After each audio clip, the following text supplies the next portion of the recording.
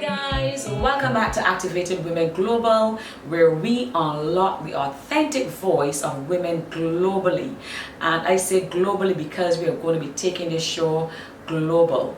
One of the things that I like about this show and what God has given to me is the ability to unlock those authentic voices of women of all walks of life. If you don't know who you are, God has given me that ability to unlock those voices. That's your authentic voice. That's your identity. So the genesis of this show is to allow women to speak their truth and not allow shame of the past to dictate their future. Instead, to use their past disasters, use their past troubles, use their past trials and battles, use their past shame, okay, as a ladder. Use it as a stepping stone to take them into the depth and the height of their success story, of their destiny, so that they could achieve great things. Don't allow it to weigh you down. Now, that is the job for people. Now, your role is not to pay attention to what people are doing or saying about your past. So, because if your past is trapped in your history, in your past, if your destiny, your future is trapped in your past, then how are you going to achieve it? How are you going to grab hold of it? How are you going to, as we like to say, take it by force? You have to know what God has given to you, so that you could. In other words, your voice that's locked inside of you, the authentic voice, will never be able to touch those people that God has sent you to. Will never be able to unlock another person's destiny if you are locked yourself. So do not allow shame to keep you in the past. Put it where it belongs. Where? Behind you. Amen. So as you know, we're filming for Greatness Channel app, where we're relaunching our app for Greatness Channel. I'm going to get to my guests really soon, and so I'm really happy about that. So thank you guys so much for having us on this show. I mean, this is the Activated Women Global show, yes, but I have to start by giving honor to my man of God, my leader, who is AG Ambassador Dr. Andre Thomas. Thank you so much for this opportunity to share on Greatness Channel App Day. Thank you so much. We honor you, we honor you, we honor you, and we love you so much. Thank you. So I want to introduce my guest. Thank you so much for being here, Pastor Kerry. Thank you so much, Prophetess. It is an honor to be here once again, sitting on this sofa next to you. It has been a while, and it's always an honor to just sit here, to be empowered and inspired by your wisdom and unlocking the authentic voice. I like that so much. Yes, thank you so much. Today, Pastor Kerry is going to share with us her success story of overcoming shame of having children at a young age. That is getting pregnant at a young age. She's going to share her success story with us because, as I said, this channel is to unlock those voices that she will share with you. It will allow you to see how women, so you're going to see many faces on this sofa where they're going to share their stories. Maybe some may even be at that point where they're still holding on to the shame. Yes. But we're going to show you different faces, different stories. So you see yourself in some of the stories and you say, wow, if that woman could do it, so can I. Yeah. So Pastor Kerry, tell us, how old were you when you had your first child? I was 18. 18 years old. When I had my first child. And what was the shame behind that? Well, at the point in time, you know, it's so amazing that you would ask this question, because in the moment thinking about it, there was no shame. In the moment, as I started to grow, and I'm sure that we will get to that, is when I really started to become ashamed. So I had my first child at 18. By the time I was 21, I had my second child. I had no CXCs. I went to 2 secondary schools. I had to leave both of them. Oh wow, because of the pregnancy? Not because of the pregnancy, but I was basically kind of for lack of a better term, I'm going to say a wayward teen. Very rebellious, very own way, and I really didn't care much for school or education. Yeah. So I imagine this young girl having 2 children, no CXCs, Wow. none whatsoever, no qualifications, and I have these 2 children to support. What were some of the conversations around that made you felt like, because you said at some point you got to a place where you started to feel like not necessarily so much. So what was the conversation like personally at home and then externally? Because it always starts with home. At home, well, obviously I remember somebody saying to me, oh, you're a statistic, meaning that your name will go under teenage pregnancy. Oh. And at the point in time, in my mind, I didn't really understand what it meant, because I was using this child to be this part of me, somebody to care for, somebody to love, so it was a distraction. Yeah. I did not understand the repercussions of having a child and the child crying. Wow. Me, in my immature mind, I thought of having a child and dressing up. So that was it for me. Oh, I'm gonna have this beautiful little girl. She was indeed beautiful. I'm gonna get to dress her up, put pretty bubbles in her hair. But what I did not know is that the baby would cry. Not only that the baby would cry, but she was born with colic. So she cried morning, noon, and night, and the cycle went on till I really had serious postpartum. There are times I felt like throwing her out the window. Wow, literally. Literally, the doctors had to explain. Somebody even came to interview me from the university, because I did not know that this was a issue. This was actually a problem that women had, postpartum depression. So if you could talk a bit about that, I think that's really interesting what you said. So obviously postpartum depression is when you get to that place, and whether you are a teenage mother or not, women do have postpartum depression where they become pregnant and all your energy, it goes to the baby. Remember, our bodies change, we change mentally, we change physically. I remember some days waking up and not combing my hair, so my hair would just be literally like this all day long. You start to feel like really no care for yourself. You're just in a bed all day lying down, and when the baby starts to cry, I cry too. Oh wow. My family members at that point in time, everybody took turns holding the baby because the baby just cried. They took the baby downstairs and they walked 1 o'clock, 2 o'clock at night in the garden because she was so loud and she would not stop crying. So imagine her not crying, would not stop crying. I have postpartum depression. Everybody else in the house is working, and I feel as though I have to depend on everybody. So it really made me feel as less than a person. The father was supportive with the baby, but obviously he was out during the day. He left me with the baby. You know, he didn't understand. He was saying things like, but why you don't get up and do this? But he did not understand that I was having a problem. All day you in a bed. You know. So he lacked the understanding. He lacked the understanding, and I was having a serious issue, a serious breakdown as a young, immature mother. Not understanding that a child needed was so much more than dressing up. Dressing up, wow, that's something. And then, and in terms of external, did you get a lot of feedback, like shameful comments from external persons that's not family members? I think that I was really indoors a lot, but obviously when I think about at the moment, my friends and people that I went to school with, they were not progressing. They were no progressing, and it was just me at home with this child. And then I was in a relationship where, you know, like, probably I wasn't the only one.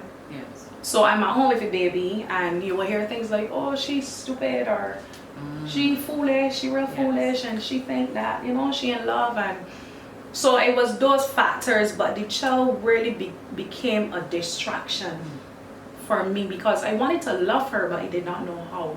Oh wow. I did not know how. Was this because of the same postpartum or the comments? I think that it was a bit of, I think it was a bit of, at that point in time, I started to feel as though I failed myself. Oh wow.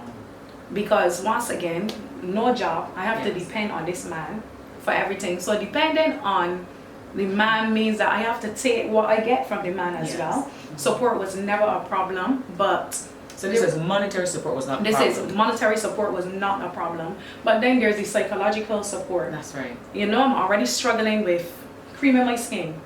You understand? I'm already struggling with the fact that I'm a clear person. I have these black stretch marks, these dark stretch marks on my tummy. I'm already struggling with the fact that nobody's not going to look at me anymore. Wow, that's a lot. Yeah, so That's it was serious, and I cried. I literally, every time she cried, I looked at her and I cried too. Wow.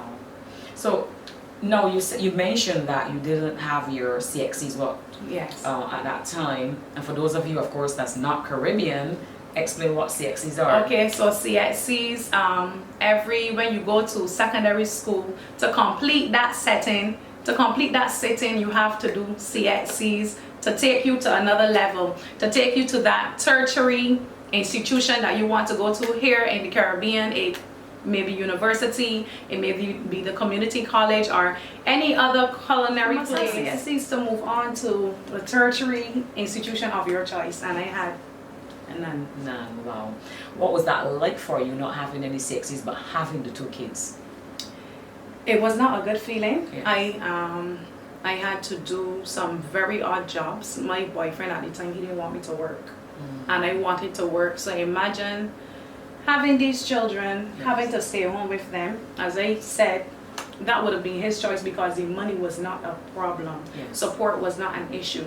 But as a woman, I wanted to feel like a woman. I wanted to get out and work and interact with people and smile with people.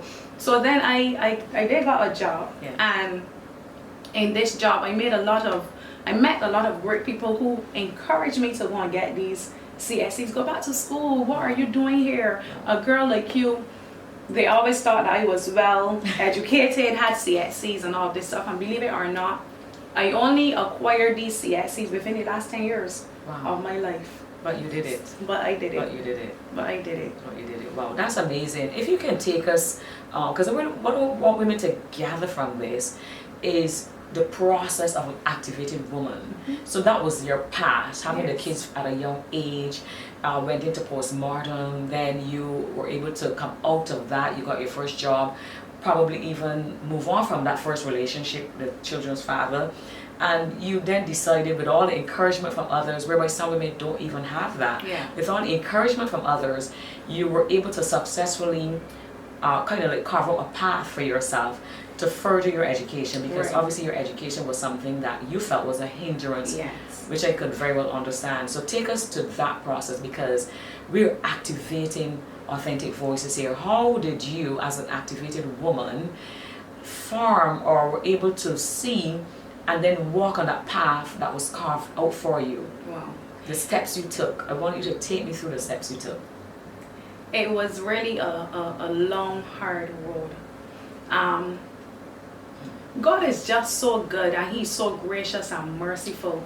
When I really look back at my life and think of everything that He would have done, not knowing yourself as a woman and what Yes. you are called to do, being in a place where you have taken a relationship and you've surrounded yourself in this relationship. So this relationship was actually the first step to my process.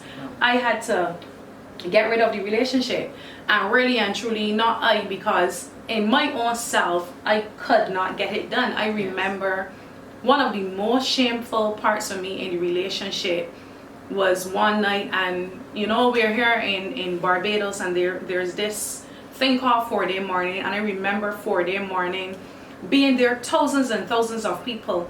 And my relationship at the time, you know, he came and he was literally dragging me on the floor. Oh wow. Dragging me on the floor by my hair. I am scantily dressed and everybody is watching in Oystins, and it's on that day that I Oh thought wow. that This happened in a public in a place? public place with everybody, and for me this is where the shame and the disgrace of myself, and on that day I was like, well, this is not my life. Wow. But I go to the police station after this because everybody's watching, everybody is seeing this, someone being abused in broad daylight, and I will always say to the police, don't charge. Don't charge.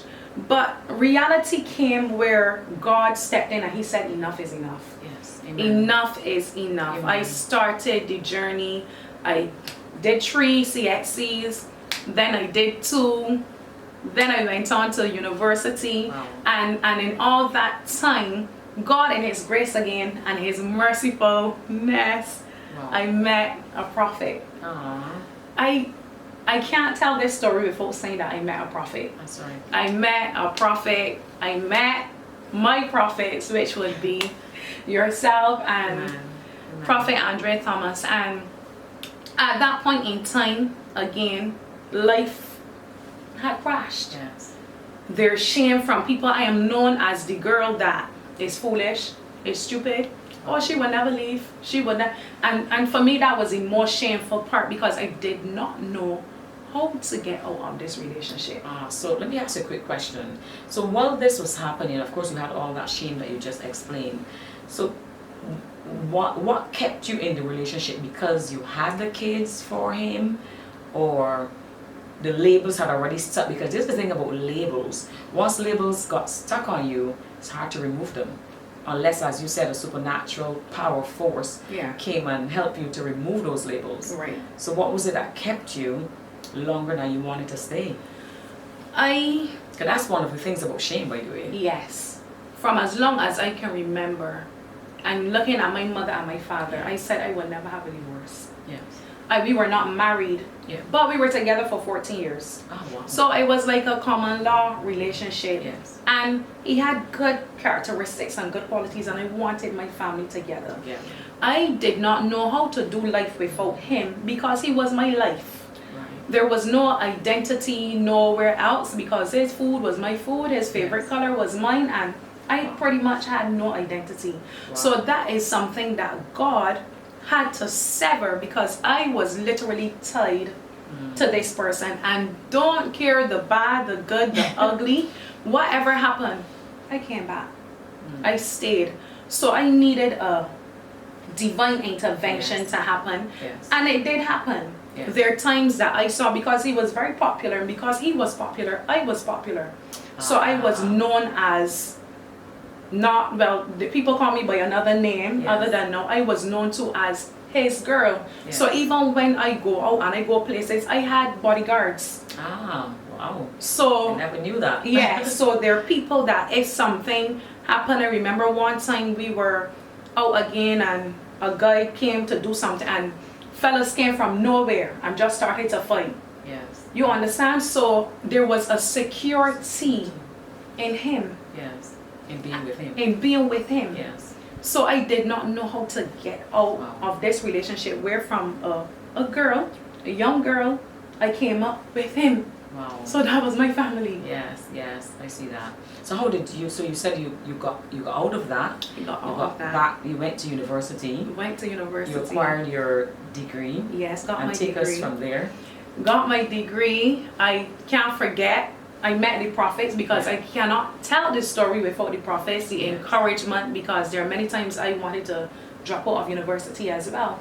And by that time I would have already met you all somewhere along the line. That's true. I got my degree. I remember still not seeing any worth in myself, going to the school meals department while I'm at the university for a job at the school meals department. And when I got there, the woman said to me, "But why you want to teach school meals? You don't want to teach." And I said I could teach. She asked you why you didn't want to teach school. Why I don't want to teach, apply for a teaching job instead. Ah, right, yes, absolutely. And I applied for a teaching job not thinking that I don't know.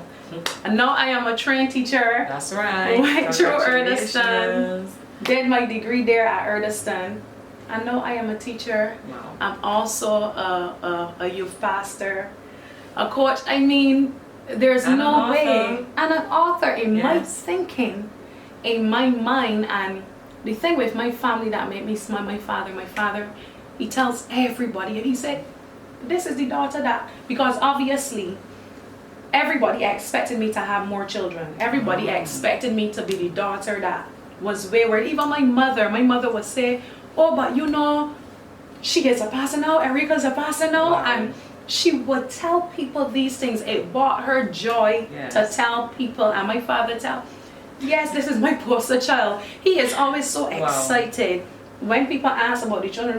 What about the one that was so-and-so? This is her. Wow, that's amazing. This is her. That's amazing. That's a true success story. This is her. You went from being dragged, I'm certain other things. Yes. Embarrassed. Embarrassed. Kids are lovely. Kids are blessings. So you were not shamed. The kids didn't shame you. No. The shame not so came much. because of your circumstances Yes. around having Yes. them young. Yes. And obviously the labels that were placed on you, they got stuck for a moment. Yes. But God, as we would say. But God. So I'm sure some of you have that story where you have multiple kids and people shame you for having these multiple kids at very young. I love to tell the story of my mother who had 6 children at the age of around 26, 28. Wow. 6 children. 6 children. There's 7 now, but by 28, I believe, she had all 7. So, and I'm certain back then I don't think it was such a stigma, because I guess, you know, back then women were just having a lot of kids. Yes. So it was like, okay, another one, fine. Okay, another one, fine. Let's celebrate christening, all that stuff. But I guess from our age bracket and so forth, it became a thing, especially when you're from a certain background as well. People expect like more like the poor persons to, you know, have a lot of kids. It's almost that statistic is out there. So when you see them, you say, oh, another one. So you place those labels on those persons again, you know. But when you're from a particular background, you know, social class, social setting, people now look at it as a shameful thing. Yes. But there's nothing shameful about having children. If you have the child at a young age and, you know, the circumstances surrounding how you got pregnant, of course you could look at all these different ways and all of that. But the point is, once you were pregnant, you give birth to that child, you did not abort that child. Yeah. And look at those amazing children that you have now. Yes, they are. One is in church and doing great things. She's prophetic, can't wait to preach.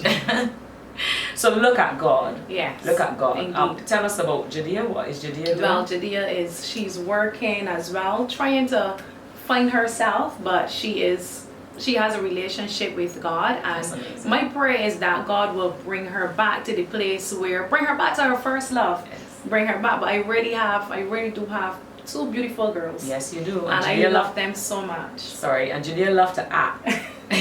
So I can't wait. I'm speaking to you, Judea. If you see this video, we cannot wait to see your face on the big screen again.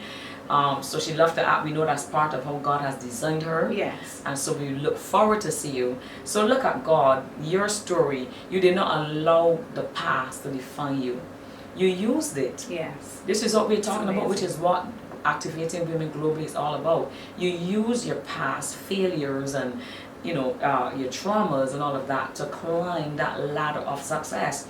And this is not the end for you. Amen. So if you can tell us your next steps from here, now that you're a pastor, an author, a youth pastor, you're an author, and some other amazing things we know. You're just about to start your new YouTube channel. If you could talk a bit about that. Well, I just want to say, I remember one time as Prophet was prophesying to me, you know, obviously I cannot forget the spiritual aspect because of the spiritual aspect that I am at this place. And I would have been going through some multiple deliverances at that time. And this one time he called me and I was tired. I was extremely tired of the constant deliverances, and I go up and I remember holding on to his shoe, and he said to me, because I was tired, he said, God is going to give you beauty for your ashes. Amen. And on that day when he said that, everything on the inside of me broke, because for the first time I felt as though everything that I went through, God, you mean I didn't go through this for nothing? That's right. You mean that the abuse, I didn't go through it for nothing? You mean now that I am called to youth who are troubled like me, troubled teens, teens that are going to get pregnant early, teens that are looking for a voice. So for me to even be called to be a youth pastor and someone who is called to help the youth and coach the youth, that is amazing. That's precious. That is precious. That is absolutely precious. So I really just want to walk now in what God has called me to do. Everything that he is doing, I am no longer fighting what he is doing on the inside of me, because usually as women, when we go through trauma, we stick in this place of worthlessness for too long. When God is saying you're valuable, when God is saying I have a work for you to do, you're called to a people So I am looking forward to writing all of these books that he has placed on the inside of me. That's right. I am saying, God, put me to the place where I'm so in sync in you. Because if you're saying that you call me to this, I have to believe that what you begun in me, it will be completed. That's right. So everything, whatever he wants to use my voice to speak, it's truly an honor to be even here, where I can talk to women here in this moment that are going through the same thing, that are feeling a type of trauma in a relationship and they don't know where to turn. But God has a future for them. Thank you so much for sharing your success story, Pastor Kerry. You are indeed an activated woman. I'm so blessed by your story. And I'm sure that those of you that's watching, you're blessed as well. We just want to end today by saying, don't feel like your past is your future. God can change your story just like God changed hers, just like God changed my story. Yes. So we all have various stories. Don't let it be your future. You can say no to the past right now by letting go and letting God. Amen. So we just want to close by saying to you, I just want to share this quick scripture with you. And I just want to share the scripture with you. It's from Philippians 3:13, and Paul wrote, "This one thing I do, forgetting those things which are where behind, and pressing towards those things which are ahead." I'm just paraphrasing it for you, but you have to let go to press forward. Amen. Because you can't be going back like this and still moving forward. It doesn't work like that. You have to let go to press forward. So be blessed today on this wonderful day, and we just want to say thank you for being part of this journey with us. God bless. Thank you so much. Thank you. Bye.